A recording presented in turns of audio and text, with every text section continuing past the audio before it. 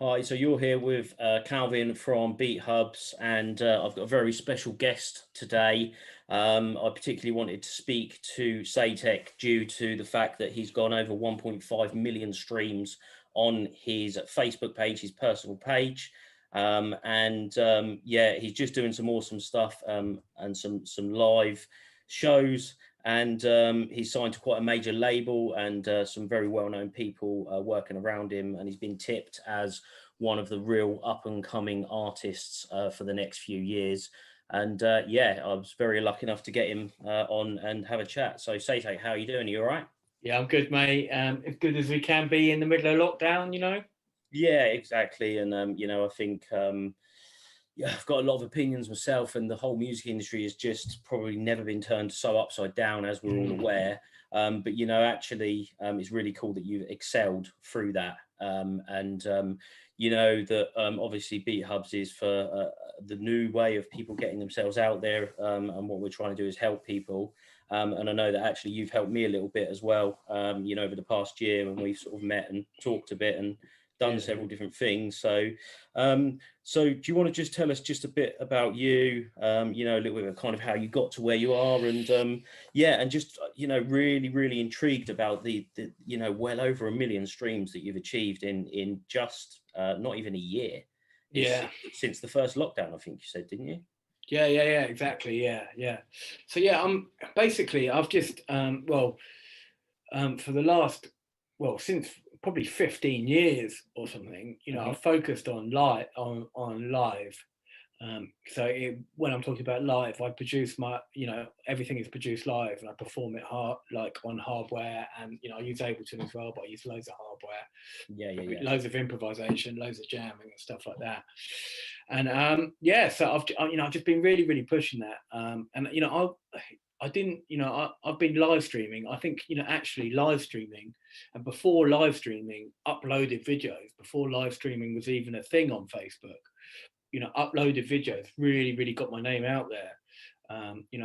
When you add up like all the in the total, I've had like maybe 8-9 million views on my streams in like since 2000, I don't know, 15 or something like that. So I've had a lot of views. So I was doing it before lockdown. Obviously, I accelerated it a lot when lockdown came along. And I just think, that way of, showing people what I do, because obviously I'm doing something different, have really, really helped my career, and it's really pushed me to the next level. And I've been releasing records for many, many years on great labels and touring as well. But I think once I started posting my stuff online in that way, because I think when I was doing live before, for many years, people didn't really understand what live was. Yeah. I'd be turning up with groove boxes and analog synths to clubs, and it was like a select group of people who knew what it was. Yeah. I think really in the last kind of few years, it's become, I don't know whether fashionable is the right word, but there's a lot more people doing it. A lot more people are into it. And I think a big cause of that is like streaming and clips on Instagram, and people can really see that what it is now, so people understand it. And I'm very lucky that Carl Cox suddenly he's like, right, I don't really want to work with DJs anymore, I want to work with live acts. And he started up this label, Awesome Soundwave, which is for people who can perform live. And I was the first artist that he actually wanted on the label. So wow. Christopher Coe, who he works with, is putting out an album. That's where it came from. And I met Christopher Coe in 2017 in Shanghai, IMS in Shanghai. And he said to me, "Oh, you're SAYTEK. Carl's been talking about you. He wants you on our new label." And that was before the label was even born. Yeah. And that's good. I've got another album coming through. I don't know if I'm supposed to speak about it yet, but I will. It's contracted. The first album had 2 albums, so I've got that. They've picked the tracks. I've got my second album coming out on that. Yeah. But also I've been focusing on releases in loads of releases. I've ticked off a few things that I've always wanted to do. I've had a release on Tracks Records, which is obviously the original house label. R&S, which is my favourite label of all time. I've got a release coming out on them. So yeah, I've just been working on music and streaming and Instagram clips and that kind of stuff. Cool. Yeah. So I can't imagine what that moment probably felt like when somebody come up and said, "Oh yeah, Carl Cox has been talking about you." That must have been Yeah. an epic, Well, absolutely epic moment for you.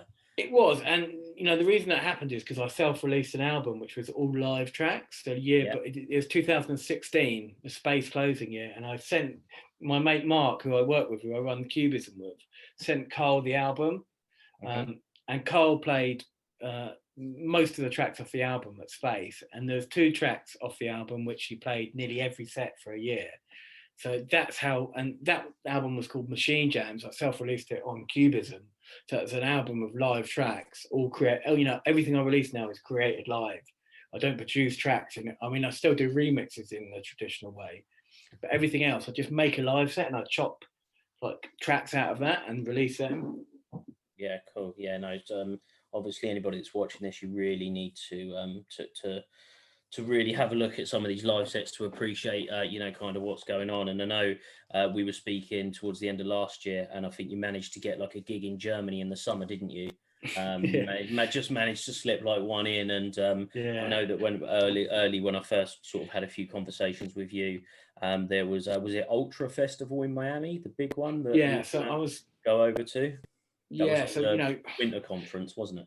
yeah, exactly. Before this COVID kicked in, my diary was like, it's a dream, man. Yeah, I had, had that, Ultra Festival, the Resonance Ultra Festival in the Carl Cox Mega Structure, had, tour dates everywhere, and, Mysteryland Festival, but loads of really cool clubs as well. And, one of the ones that I really, it was at Printworks, it was called, Pioneers of Electronic Music, and I was there performing live, and next to Visage and Wolfgang from Kraftwerk. Do you know what I mean? I was in that crew, and so yeah. I mean, I was. I think like a lot of people, this COVID thing hit us hard. It smacked us. It came at exactly the wrong time, I think, for lots and lots of people. It did, but I feel that you're kind of keeping it alive. Do you mind answering this question? Like, what's your opinion of people who are doing what you're doing, and certainly what Carl Cox is doing, and live streaming regular, and then it's almost a whole world of what we call a headliner has almost disappeared. It's bizarre, and it almost seems like a lot of them have almost given up. Where have they gone and stuff?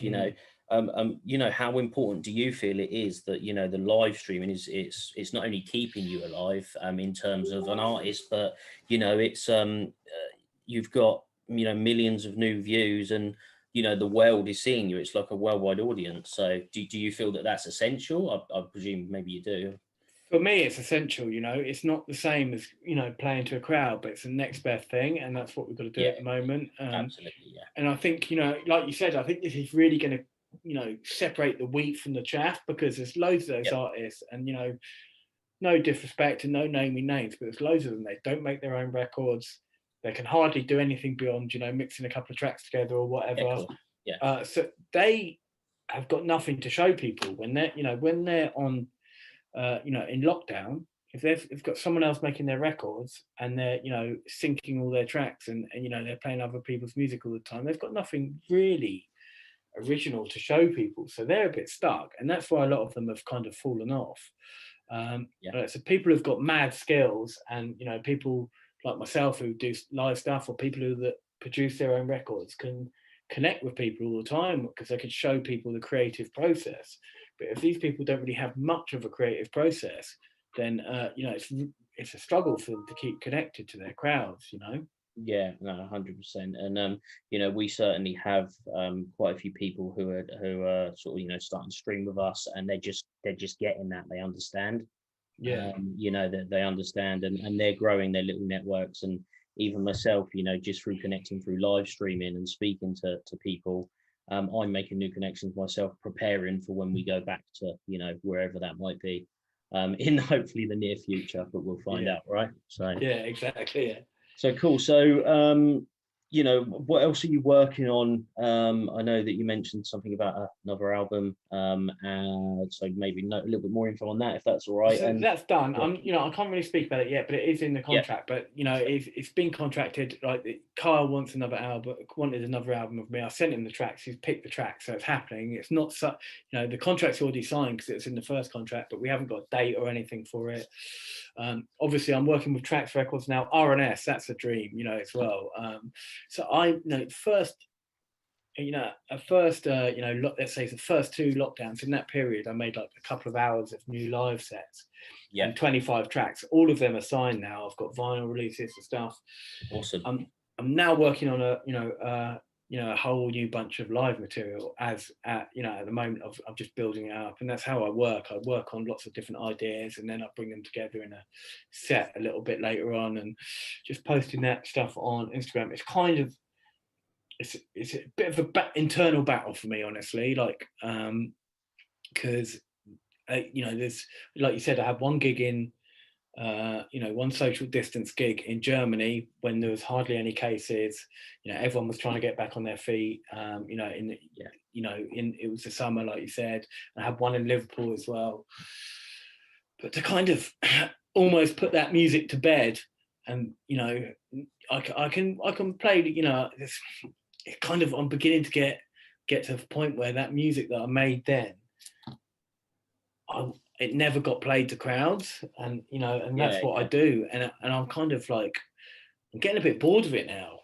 Do you know what I mean? It's never been in clubs, and that's quite a weird A thing weird for feeling, me. yeah. So it's Yeah, interesting that you say that. I saw like a conversation that had kind of you know, gone semi viral, and somebody asked one of the big DJs on one of the labels, house label it was, and yeah, and they said, you know, are you gonna, when clubs return to normal, whatever that is, are you gonna go back to the point where you left off with your music, or are you just gonna miss like a year and a half's worth of releases? yeah. You know, because you're almost going to have you double up your box. You know, so Mm. I guess it'd be saying, you know, the same for you, kind of what you just said, because you're going to have loads of material. Yeah, So, but I guess your shows will be really unique as well. You know, so yeah, yeah. so I mean, I bought loads of new kit at the beginning of last lockdown as well, so that was great. You know, it's a great time for me to go, right, I'm going to sell the kit I've been using for 5 years and replace it, because I've loads of time to do it. So I, you know, I sold my Electron stuff, and I got the Roland MC 707. I got the Novation Peak, and that's like, you know, I love those bits of kit, but it's really hard. You know, live streaming is amazing, and it's a way to connect people, and I get a lot of love from it. But to have music that maybe I have to, you know, the gigs I have done were outdoors, like really small social distance parties. But to think some of this music may never see, may never perform it on the inside of a hot, sweaty club is yeah, quite a yeah, bitter yeah. pill to swallow, to be honest. Yeah, yeah, but I think that, you know, you're very talented, and you'll continue to make more material and Mm. signing it to the biggest labels in the world. So, you know, Mm. no, that's cool. So, you know, as an artist, and you know, I know for a fact that you've worked really hard to self-promote to get yourself where you are. You know, we've talked a few times. You mentioned earlier about you know, making records for many years.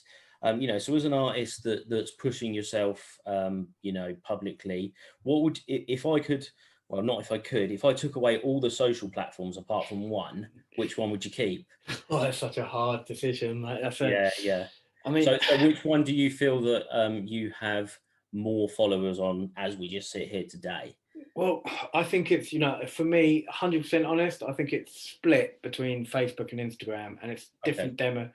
different demographic on both, Yes. you know. Yeah. Yeah. Okay. Um, you know, I think Facebook is great for live streams. Yes. Um, you know, it's amazing.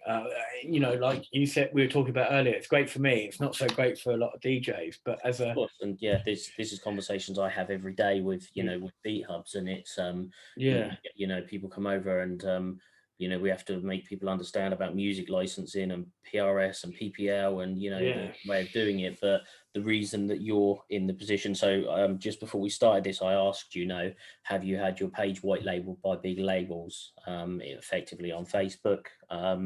And you said no, because all your stuff's so original. Well, so original, you're actually jamming it live. So, you're almost, every time you play the same track of yours, it's almost like a fresh remix almost every time. Yeah, it's different version. The arrangement's going to be different. Things are happening at different times. You'll still hear it's the same track, but it may have a different energy. It may sound different in definitely going to sound different in different places. You know, things are going to sound different every time it's. Yeah. I think it'd be quite an achievement though to get a music licensing warning on your own music on your own page, wouldn't it? Yeah, I mean, it happens on SoundCloud all the time. You know, if I put, I've heard that before. So yeah, where were we? What was the question we were talking about? We're just freeballing it, I think, aren't we? Exactly. Yeah, unedited video, so we're going to push it out. So, if I'd really like more people to hear your stuff, and I think that you're quite an inspirational person for people who have moved into the live streaming world as well. So, where can people see you and see what you do? Because we can sit here and talk about it, but I really think people need to see it to appreciate what you do and to understand how it's different and why ultimately, the big man himself, Carl Cox, has picked you up and really took you under his wing. It's almost like a lifetime music achievement, that, so yeah. So where can people see all of this? Well, so if you go to my Facebook page, that's SAYTEK Live Facebook page, you can watch my live streams. I've categorized, I've organized them a little bit as well, so you can go into the video section. Is your Facebook page /SAYTEK.live, or all one word? I think it's SAYTEK space live on Facebook. Let me double check that though. Shows how good my memory is, mate. That's all right. All those years of raving behind me. Yeah, we've all clocked up a few. We've all clocked up. Yeah, so it's Space Live. And I'm constantly sharing little clips on Instagram as well. I share the clips on my Facebook page as well. But Insta is SAYTEK under that little underscore thing. Yeah. Live. So if you want to check me there as well. Yeah, cool. So anyone can just search on Facebook for SAYTEK_live. So cool. Okay. So I guess before we wrap up, is there anything else that you want to push out there? Is there anything else that you want to say? Not really. I just want to push. I've got release on tracks, RNS. Actually, Dr. Motto released. I don't know. He's a founder of Berlin's Love Parade. He's a legend in Germany, and he's a good mate. And I've done a few gigs with him. He invited me to play at his birthday party last year. I say last year. It's 2019 now. Do you know what I mean? That's last year in my mind still, because that's when the clubs were happening. So he's and a year disappeared. Yeah, exactly. And he relaunched his Space Teddy Records, which was quite a seminal kind of German acid techno, acid house label. And so he relaunched that with a bunch of my live jams as well. So I was happy about that. Got a working relationship with Trax. So I did a 5-track EP with them a while back. RNS is coming up soon as well. Got a vinyl release on a Belgium label called Heidi Fax. Got another album coming on Carl's label, which we're not allowed to talk about yet, but I am. Yeah. I mean, no one said don't talk about it, but it hasn't been announced officially yet. So you just mentioned it, so I think that's fine. So no, cool. No, so I really appreciate you coming on, and I like the fact that you're very humble still. You've achieved huge things, and I think that in the back of your mind that this pandemic stuff is not going to go on forever, and you are definitely just going to pick up where you left off. So it's just the hunger for it, I guess, to hurry up and get things back to normal. So do a bit of touring and stuff. I think actually, if I'm honest, a lot of people have discovered me who didn't know who I was before the pandemic. Yeah, but you've been online constantly. So like you just said, I want to be getting gigging, but then you've just said, I've released this label, that label. I mean, I don't know, maybe you don't want to say, but I was going to say, is there any other labels that you're aiming at? If you can say that. Not really. I mean, I've kind of ticked off a lot of my dreams anyway. And I've never been one of those guys that chases labels, to be honest. But it sounds a bit. I'm not being arrogant or whatever, but it turns out that most of them have come to me. For example, the RNS, which is obviously amazing. I did a live stream for Set for Love, and like really deep dub live jam at the beginning of it, like dub, I don't know if it's dub techno or dub house or whatever you call it, but it's like really deep. It's something I'd start a set with. And I got a message on Facebook, on my Facebook page, from Renard, who runs RNS. It's like, oh, you know that first track on your live stream, can you edit that? I edited it and I sent it to him, and he's, you know, then a few months later, he's like, yeah, I want it for RNS. So I was like, wow. Same with Carl. He, you know, he wanted me on his label. So I've not, you know, I see a lot of people sending stuff to labels constantly, and it's quite hard. You know, what's the word I'm looking for? Soul destroying, because, you know, they're sending it out. I've just focused on my live stuff and making the music I love. Yeah. And when I do make those connections, which, you know, I think the harder you work, the more of them kind of come your way. You know, I jump on them and I try and build a family with those people. And that's how I work. So, you know, hopefully more stuff will come my way. Yeah, no, of course. I think it goes without saying that it will. So, so just one more question then before we sort of finish up then. What would you say, is there like a particular moment, you know, I've seen some of the photos, some of the sizes of the crowds and stuff that you played at. Is there just like this one sort of moment where you just sort of stand and just go, fucking yeah, I've made this, or, you know, this is where I want to be, you know, because you played some pretty big gigs, haven't you? I mean, yeah, I mean, I've always been kind of ambitious, and I think like it's important to, like you say, you know, take that time and realize what you've achieved. Because it's very easy to be always looking for the next goal, and that's the way that I am naturally. You know, I'll release something and it's gone, or I'll play that gig and it's gone, and I'm looking for the next one. So to actually take that time and go, wow, that was amazing. You know, I played the Awakenings, or, you know, if I look at, the thing is that, you know, I think for me, it's my goal is to do what I love and make a living from it. It's that simple. Yeah, you know, I love performing electronic music. It's not about ego. It's not about fame. It's not about any of that stuff. Sure. So you know, to play those big gigs are amazing, but I'm just as happy when I'm playing, you know, a 200 capacity club, you know, and it's kicking off, you know. So it is amazing, but for me, it's about connecting with people and performing live to those people. So it's nice to, you know, note your achievements and stuff. Yeah. But, you know, I'm at the end of the day, you know, I do it because I love it, and it's, you know, I am very lucky and I've worked hard to get here. So yeah, you know, I should probably take more time out to kind of congratulate myself, but I suppose I'm always looking for the next hit, I suppose. I was just about to say that. yeah. If you know, you know. Yeah. Been there, maybe. Yeah. No, cool. Okay, cool. So, are you doing your lives on a regular? You know, is it like every Tuesday at 9 or something, or are you just jamming all the time? Is it happening every day? Is it a Friday night? So I tend to do like the little clips quite a lot, but the actual live streams, you know, you know, for the live streams, I want to have, you know, all new material for the live streams most of the time, not all the time, but most of the time, or you know, mix it up a little bit or jam out stuff I haven't played before. But for Instagram clips, I'm just, you know, I'm doing it all the time. I'm recording little clips, and sometimes I'm recording little 15-minute jams and chopping them up.